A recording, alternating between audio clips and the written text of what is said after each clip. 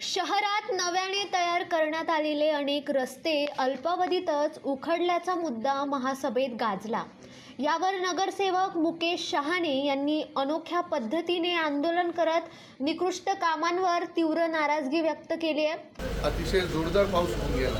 त्या पावसातून बघितलं असेल तर अतिशय निकृष्ट दर्जाची ज्या कुंभनगरीच्या धर्तीवर कामं केलेली, अजून कुंभमेळा चालू झालेला नाही, ते रस्ते सुद्धा वाहून गेले। त्याबरोबर आयुक्तांनी एक रस्ता स्वतःच्या हाताने खंदून आयुक्तांनी स्वतः सांगितला तर तो रस्ता निकृष्ट दर्जाचा आहे, परंतु अद्याप देखील आम्ही पत्रव्यवहार करून आम्ही एक विशेष महासभा लावण्यासाठी या खड्ड्यांसाठी आम्ही महापौरांना एक पत्र दिलं होतं। ती महासभा न लावता त्यांनी रेग्युलर महासभा घेतली, परंतु या ठेकेदारांचं, या अधिकाऱ्यांचं, ज्या रस्त्यासाठी कन्सल्टंट नेमला असेल, आर्किटेक्ट नेमला असेल, या सर्वांवर गुन्हे दाखल होणं गरजेचं होतं आणि ठेकेदाराला त्वरित काळ्या यादीत टाकणं गरजेचं होतं। परंतु आज इतक्या लोकांचे बेघर झाले, कोणाच्या खड्ड्यामुळं मृत्यू झाला, असे एक ना अनेक आपल्याकडे दुर्घटना घडलेल्या आहेत, परंतु प्रशासनाने त्याच्यावर कुठलीही एकही कारवाई केलेली दिसत नाही।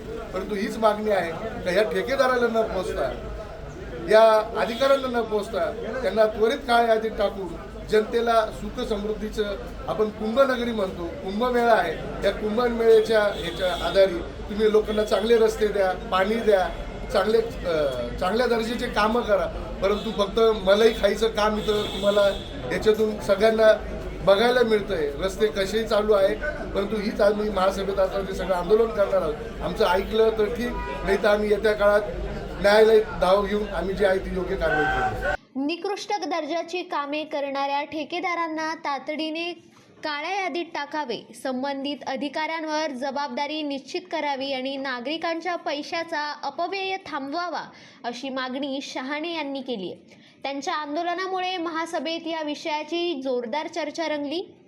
न्यूज डेस्क, आपलं नाशिक।